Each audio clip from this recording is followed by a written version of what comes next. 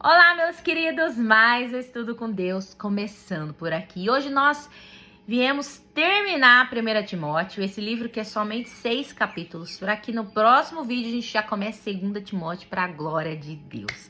E você está gostando desse livro? Me conta o que você tem aprendido aí nos comentários. Diga para mim o que você tem aprendido nesse livro. O que você teve de revelação do Senhor aí nesse livro. Conta pra mim nos comentários e diga de onde você está assistindo também, para que eu saiba aonde meus vídeos estão chegando. Amém?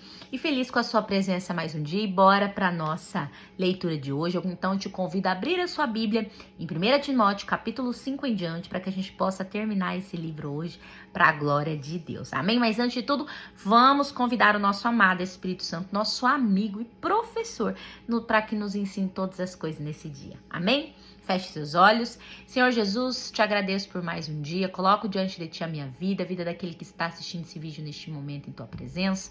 Peço, amado Jesus, abra nossa mente e coração, entendimento e compreensão da tua palavra. Amigo Espírito Santo, nos faça compreender a palavra do Senhor, que ela entre em nosso coração como uma espada de dois gumes, nos libertando, curando e transformando, que ela faça morar nos nossos corações, dê frutos na nossa vida. Em nome de Jesus, Senhor, revela-te a nós através da tua palavra. Amém. E amém. E bora para a leitura de hoje. Capítulo 5, versículo 1 em diante, que tem como título Deveres para com os outros. Amém? Versículo 1 diz: Não repreendas um ancião, mas admoesta-o como a um pai, e aos jovens como a irmãos, as mulheres idosas como a mães, as jovens como a irmãs, com toda pureza. Irmãos, admoestar é o mesmo que advertir amigavelmente, avisar, lembrar. Em tudo que nós fazemos, nós temos que fazer com amor.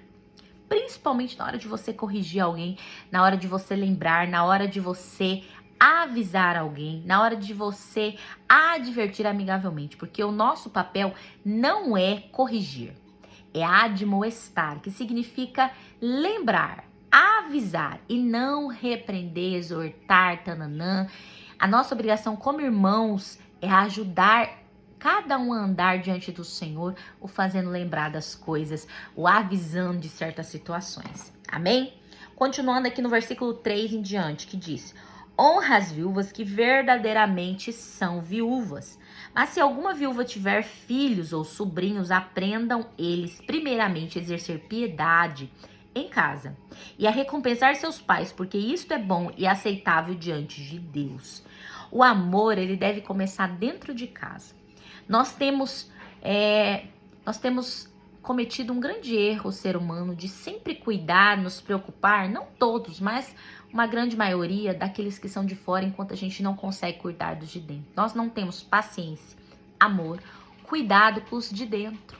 Nós temos mais com os de fora do que os de dentro. Ah, mas é porque você não conhece minha mãe, o que ela fez comigo, o que ela faz comigo. Ah, porque você não conhece meu irmão, o tanto que ele é grosso, o tanto que ele me irrita, o tanto que ele é mal comigo. Você não conhece meu pai, como ele faz isso contra minha mãe, como que ele judia da gente. Não importa. Isso aqui é um mandamento do Senhor. Nós devemos amar e cuidar dos de casa, para depois cuidar dos de fora. Não adianta nada você expressar o seu amor para os de fora, se você não cuida e não ama os de dentro. Nós primeiramente cuidamos dos de dentro. Aqui fala, porque isto é bom e aceitável diante de Deus. Então que possamos mudar o nosso comportamento. Não importa o que ele faz, quem ele é.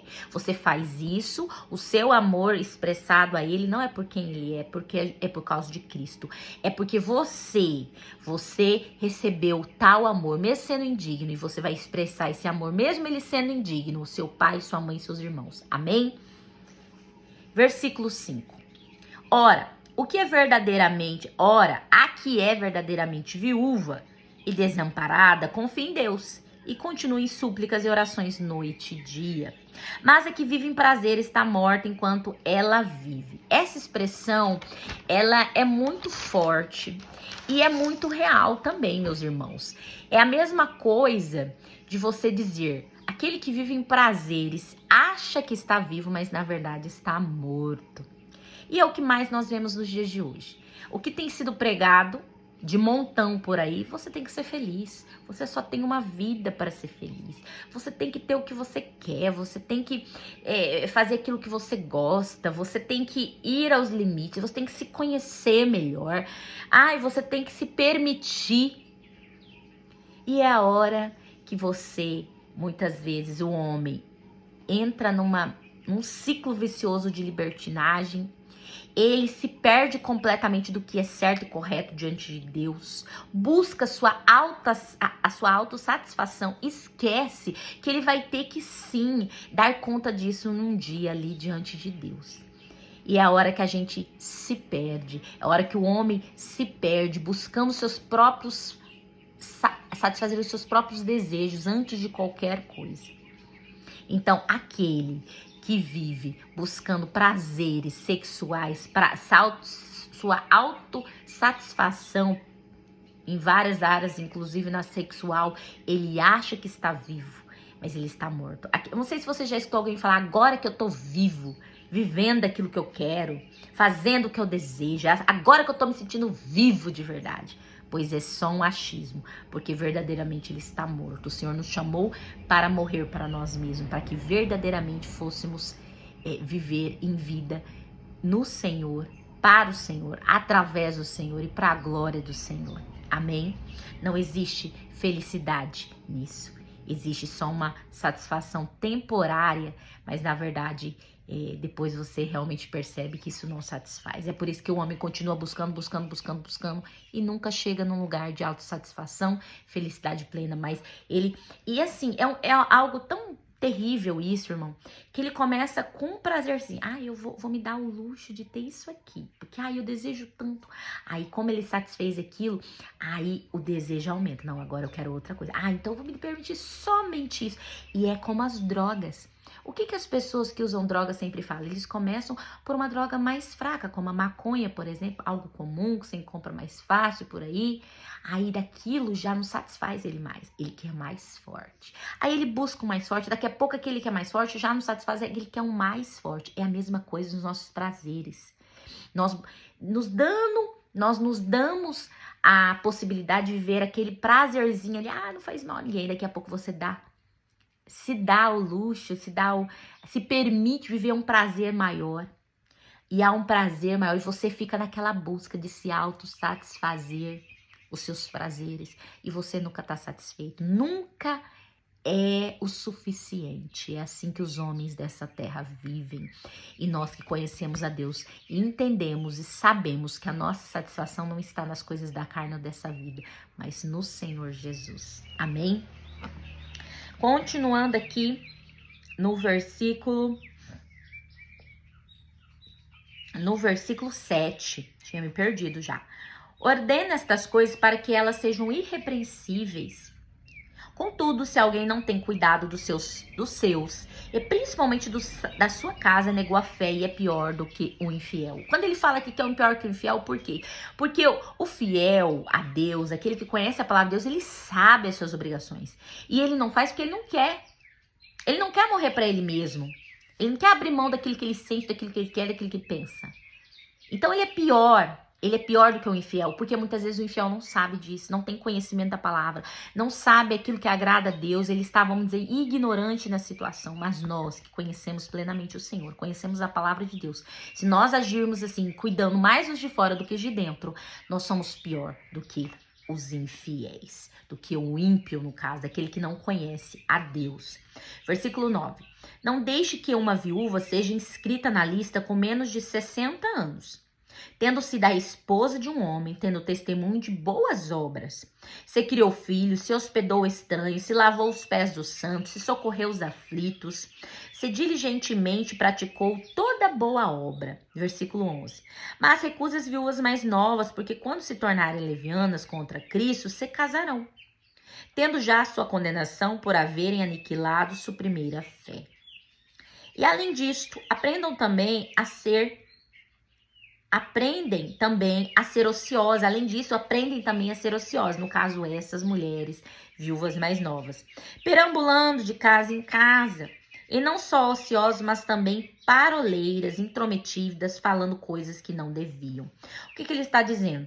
Que essas mais novas, muitas vezes elas se perdem e acabam se tornando preguiçosas, conversadeiras intrometidas, fofoqueiras intrometidas. Por quê? Porque tem tempo demais, em vez de procurar um trabalho, vai cuidar da vida dos outros, vai fazer o que não der, vai ser preguiçosa. Então, Paulo está falando para essas, amém? Versículo 15. Porque já algumas se desviaram indo após Satanás. Se algum crente ou algum crente tem viúva, socorras e não se sobrecarregue a igreja, para que possa sustentar as que de fato são viúvas. Então, nós, como cristãos, temos a obrigação de ajudar aqueles que precisam, para que muitas vezes não precisam depender completamente da igreja pela necessidade que eles estão vivendo. Nós temos a obrigação de fazer a nossa parte. Amém? Versículos 17. Os anciãos que governam bem sejam dignos com dupla honra, principalmente os que trabalham na palavra e na doutrina. Então, nós temos que amar e cuidar dos nossos anciãos, daqueles que estão aí dedicados à palavra de Deus, muitas vezes separados para o ministério. Nós temos a obrigação de estar atentos à necessidade deles, porque eles abriram mão de tudo desta terra para cuidar das coisas do Senhor. E nós devemos cuidar deles, amando, respeitando, dando dupla honra, dando a eles aquilo que precisa para suas necessidades serem supridas. É claro que devemos cuidar se estamos aí alimentando preguiçosos, se estamos aí financiando aqueles que poderiam muitas vezes estar fazendo algo para se auto-suprir, né, suas necessidades. Mas lembre-se, você não está fazendo para ele, você está fazendo para o Senhor. Então muitas vezes você fica, mas eu não vou fazer porque eu não sei o que ele vai fazer com o dinheiro. Eu não vou ajudar porque eu não sei o que ele vai fazer com esse dinheiro. Não importa. Cada vez que você faz, você não faz para ele. Lembra-se, tudo que você faz nessa terra, você está fazendo para o Senhor. Seja ajudar alguém, seja cuidar dos seus pais, seja cuidar do seu filho, seja trabalhar, seja fazer o ministério, tudo é para o Senhor. Inclusive, abençoar aqueles que estão precisando de algum dinheiro, de sustentado mesmo pelo dinheiro ou a mesmo um mantimento, tá? Isso sim você está fazendo para o Senhor também. Amém? Versículo 18. Porque diz a escritura, não amordaçarás o boi, quando ele pisar o milho, o trabalhador é digno da sua remuneração. Versículo 19. Não aceites acusação contra um ancião, senão com 2 ou 3 testemunhas. Aos que pecarem, repreenda-os diante de todos, senão com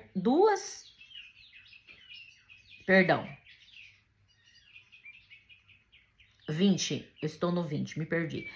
Aos que pecarem, repreenda-os diante de todos, para que também os outros tenham temor. Versículo 21.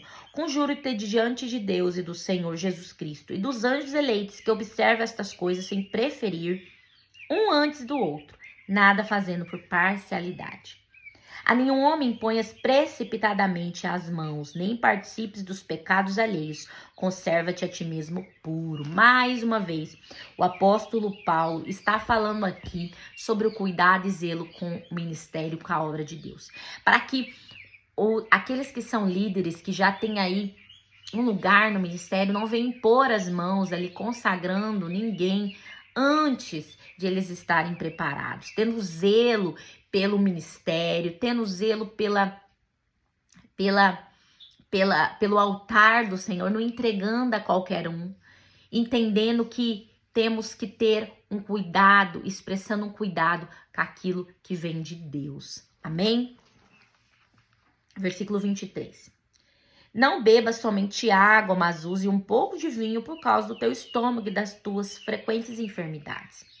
Os pecados de alguns homens são manifestos antecipadamente, procedendo no julgamento, e alguns manifestam-se depois. Da mesma forma, também as boas obras de alguns são manifestas antecipadamente, e aos que são de outra maneira não podem ser ocultas.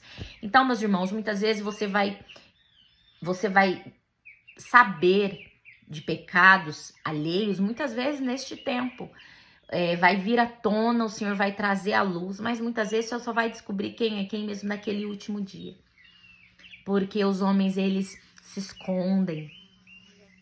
O pecado, muitas vezes, é ocultado, mas diante de Deus e perante Deus, ninguém esconde nada.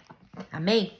Continuando aqui no capítulo 6, versículo 1, que diz: todos os servos que estão debaixo do jugo considerem seus senhores dignos de toda honra, para que o nome de Deus e sua doutrina não sejam blasfemados.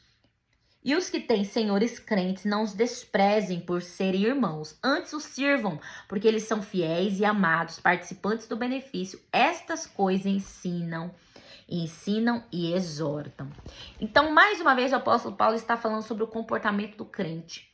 E dessa vez ele está falando sobre o comportamento do crente em relação ao trabalho. Naquele tempo, como servos ali, como escravos, e também para nós, e até mesmo para aquele tempo, para quem era remunerado, né? Os trabalhadores remunerados. Nós devemos ter uma postura dentro do nosso trabalho, no nosso trabalho, não importa o que seja. Nós temos que expressar o Senhor Jesus através das nossas ações, atitudes, comportamentos e falas. Porque assim, aqueles que estão ao nosso redor muitas vezes vai conhecer Jesus através de nós. Não precisamos abrir nossa boca para dizer nada, evangelizar nada. Mas as nossas atitudes sendo diferentes daqueles que são do mundo, vai evangelizar de forma silenciosa. Então, que possamos ser diferentes daqueles que são do mundo, fazendo diferente, sendo responsáveis, sendo bons trabalhadores, fazendo a diferença onde a gente está trabalhando. Amém? Continuando aqui no versículo 3. Se alguém ensina de outro modo e se não conforme com as palavras de nosso Senhor Jesus Cristo e com a doutrina que é segundo a piedade, é orgulhoso e nada sabe, mas delira acerca de questões e contendas de palavras, as quais surgem invejas, porfias, injúrias, más suposições, contendas perversas de homens corruptos da mente, destruídos da verdade, supondo que lucro é piedade. Aparta-te dos tais. Mas a piedade com contentamento é grande ganho. O nosso contentamento, a nossa satisfação de vida não está naquilo que nós temos. Não está naquilo que nós vemos ali na nossa vida. Um coração grato, ele é grato e satisfeito, contente com a sua atual situação, não por aquilo que ele tem, não por aquilo que ele vê, mas é por quem ele tem na sua vida. A satisfação de vida vem do Senhor Jesus. Porque o que o mundo prega? O mundo prega, meu irmão, que você precisa ter para ser satisfeito. E não. Você precisa obter riqueza, obter dinheiro, obter coisas para ser feliz. E não. A sua satisfação de vida, ela está em uma pessoa e não naquilo que você tem ou não tem. Amém?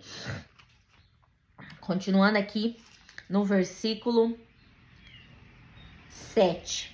Porque nada trouxemos para este mundo e é certo que nada podemos levar dele. Tendo, porém, comida e vestuário, estejamos com isso contentes. Então, nós temos que estar satisfeitos de ter o que comer, meu irmão. De ter uma vestimenta. Ah, mas eu queria aquela roupa de marca. Meu irmão, fique feliz de ter o que vestir. O que vestir. Versículo 9. Mas os que querem ser ricos caem em tentação e em laço, em muitas concupiscências tolas e nocivas que submergem os homens na destruição e perdição. Quando fala sobre isso aqui, não está falando, quando fala sobre buscar a riqueza, muitos acham, então eu não posso ser rico. Não, não é isso que está falando.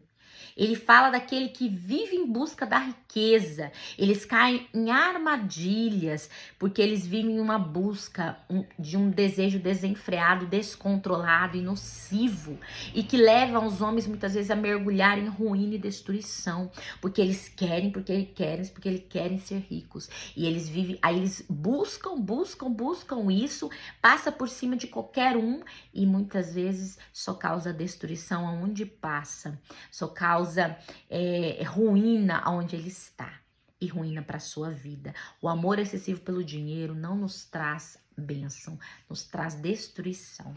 Amém? Versículo 10. Porque o amor ao dinheiro é a raiz de todo mal. E nessa cobiça alguns se desviaram da fé e se transpassaram a si mesmo com muitas dores. Então a cobiça, ela o problema da cobiça não é o dinheiro. O problema da cobiça é você ter um desejo ardente por aquilo que você não tem.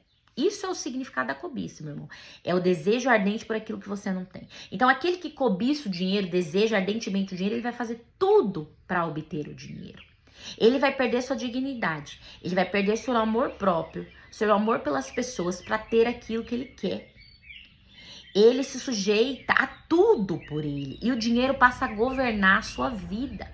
E aí ele é movido pelos seus desejos. O desejo de quê? Do dinheiro. E não movido pelo Senhor e pelos céus. Certo? O homem que ama o dinheiro, ele vive uma vida descontrolada, buscando ardentemente o dinheiro, transformando isso numa motivação obsessiva e perigosa para ele e para aqueles que estão ao seu redor, porque ele não vê limite para ele ter aquilo que ele quer. Amém? Então, a cobiça ao dinheiro, o desejo ardente pelo dinheiro traz só destruição, só morte para as nossas vidas. E no fim, meu amigo, você não paga para ter um pedaço do céu, você não paga para ter saúde, muitas vezes você morre tendo um monte de dinheiro, você não paga para ter um pedacinho do céu pertinho de Deus. No fim, é só um coração quebrantado que move os céus e move o Senhor. Não adianta ter dinheiro. Não que o dinheiro seja ruim, veja bem. O dinheiro é muito bom, mas ele não pode te dominar. Ele não pode ter teu coração. Muitas vezes Deus não dá dinheiro para alguns, porque ele sabe que ele vai perder esses para o dinheiro. Eles vão passar a idolatrar o dinheiro. Ele vai passar a ter o coração no dinheiro mais que no Senhor. Então, devemos ter muito cuidado com isso. Versículo 11. Mas tu, ó homem de Deus, foge dessas coisas e segue a justiça, a piedade, a fé, o amor, a paciência, a mansidão. Então, ele não está falando só para o homem, ele está falando para o homem e a mulher de Deus, que devemos fugir disso, buscando somente agradar ao Senhor e fazer a vontade do Pai. Amém? Versículo 12. Luta o bom combate da fé. Toma posse da vida eterna, para o qual também foste chamado, tendo já confessado boa confissão diante de muitas testemunhas. Paulo, ele compara a vida do cristão como uma guerra, como um combate. E nós estamos lutando nessa guerra para sermos aprovados pelos céus, pelo Senhor, para que naquele dia, meu irmão, você possa chegar diante do Senhor e Ele possa olhar para você e falar: entra, filha amada, eu te conheço. Em vez de escutar: afasta de mim, vós que praticas a iniquidade, eu não te conheço. Então a nossa luta aqui é para sermos aprovados pelo Senhor, pelos céus, para chegarmos naquele dia e podermos entrar para o gozo do nosso Senhor. Amém? Então devemos guerrear nessa guerra, permanecer lutando pela nossa coroa da vida. Amém? Versículo 13. Mantendo-te aos olhos de Deus, que todas as coisas vivifica, diante de Cristo Jesus, que diante de Pôncio Pilatos deu testemunho de boa confissão, que guardes este mandamento sem mácula e repreensão até a aparição de nosso Senhor Jesus Cristo, a qual a seu tempo mostrará quem é o bendito e o único poderoso Rei dos reis e Senhor dos senhores. O único que tem a imortalidade habita na luz da qual ninguém pode se aproximar, a quem nenhum dos homens viu nem pode ver, ao qual seja honra e poder para sempre. Amém. Versículo 17.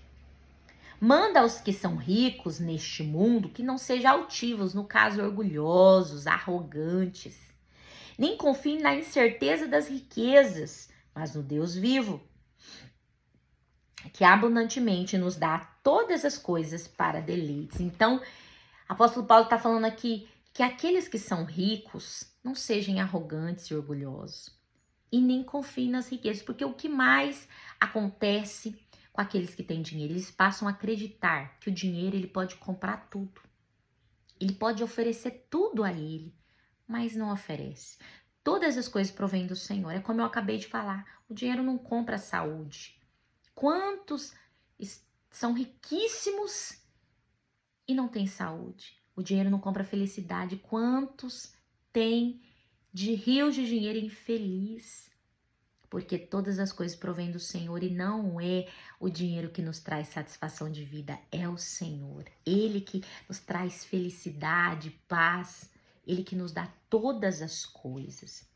Versículo 18, que façam o bem, que sejam ricos em bons trabalhos, prontos a repartir, dispostos a se comunicar.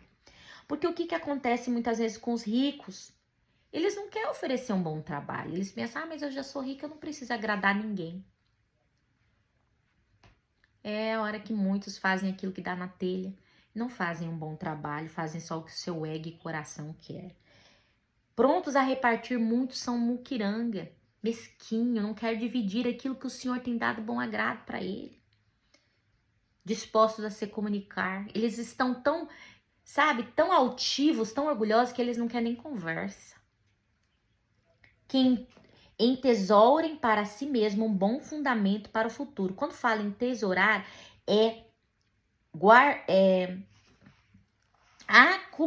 acumular, guardarem. Quando ele fala aqui que acumulem para si mesmo um bom fundamento para o futuro, para que possam alcançar a vida eterna. Ó Timóteo, guarda o que te foi confiado, versículo 20, evitando os falatórios vãos, profanos e as oposições da falsamente chamada ciência, a qual, professando alguns, se desviaram da fé. A graça seja contigo. Amém. É o que nós mais vemos no dia de hoje. Naquele tempo de Paulo, os homens não tinham chegado onde eles chegaram hoje, na ciência. Hoje nós estamos vendo aí homens construindo robôs, a inteligência artificial dominando todas as coisas. Naquele tempo, há 2000 anos atrás, a ciência era algo muito rasa comparado com o que nós temos hoje. E aí começam as contradições do saber. Né? Literalmente um conhecimento mentiroso começa a ser propagado. Isso tem acontecido dentro das igrejas. Tudo bem, o mundo chegou nesse lugar, mas e a igreja do Senhor? Ela tem que guardar-se na verdade pura que é a palavra de Deus. Sim, não é que a gente vai esquecer que tem a ciência. A ciência foi um benefício que o Senhor tem nos dado aos homens para alcançarmos aí muitas vezes cura para doenças, muitas outras avanços aí na vida, né, no cotidiano do homem. Mas não podemos esquecer que existe uma única verdade e um único saber, e o nosso saber ele tem que ser santo. Nós temos que buscar no Senhor um conhecimento, uma sabedoria santificada pelo Senhor, para que a gente não venha ter um conhecimento que vai nos trazendo destruição, desvio da palavra de Deus, arrogância e orgulho. Então, que eu e você possamos pedir para o Senhor, Senhor, santifica a minha sabedoria e meu entendimento humano. Que eu não me embase, Senhor, na sabedoria humana e terrena, mas na sabedoria dos céus. E essa que tem que ser a nossa oração diariamente. Devemos buscar no Senhor o conhecimento pleno e verdadeiro, não a falsa ciência, como já tinha lá no tempo de Paulo e como nós temos muito pior nos dias de hoje. Amém? E eu fico por aqui. Graças a Deus, mais uma palavra de Deus. Nós encerramos aí mais um livro, né? Mais uma carta do apóstolo Paulo. Nós no próximo vídeo continuamos aqui no 2 Timóteo, para a glória de Deus. Feliz de ter chegado até aqui com você. Espero ter agregado um pouco mais à sua vida hoje. Lembrando, continue a ler a palavra de Deus. Mais uma vez quero te dizer, este ensino aqui não é teológico, é algo somente que flui do Espírito Santo, algo que traz o Senhor ao meu coração para te dizer, algo muito aqui tete a tete mesmo, eu e você juntos, aprendendo um pouco mais da palavra de Deus, porque eu não sou mestre da palavra e nem teóloga, mas eu gosto de partilhar com você, para que talvez você seja motivada, essa é a minha oração, motivada a aprender mais de Deus, a ouvir a palavra de Deus e a ler a palavra de Deus, a acender essa luz que é a palavra de Deus na sua vida. Amém? Fique com Deus. Até o próximo vídeo, em nome de Jesus. E até lá. Obrigada pela sua presença até aqui. E até o próximo vídeo, em nome de Jesus.